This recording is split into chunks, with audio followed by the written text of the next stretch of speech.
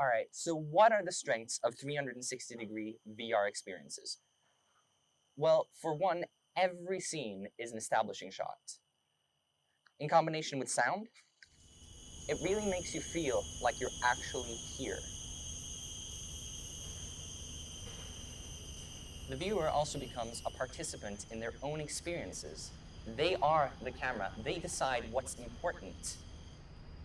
That's why it becomes doubly important for the creator to make sure that they have planned each shot, that things contain only the things that they want the viewer to see, and also that the viewer looks in that direction, guiding the viewer by keeping eye contact with things in the environment that you want your audience to see.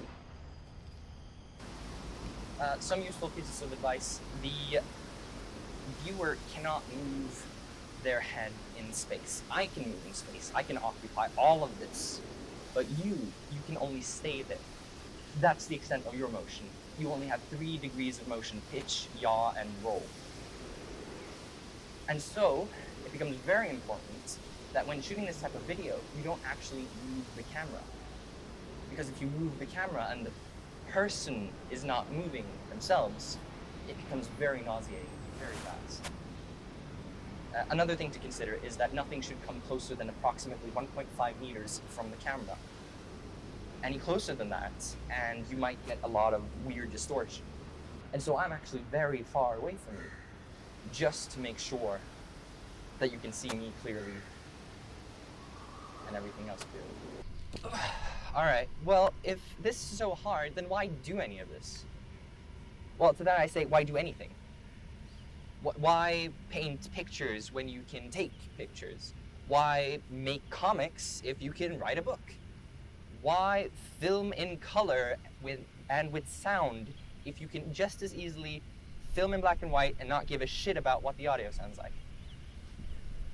Well, because these mediums, these formats, they express something that the other formats cannot.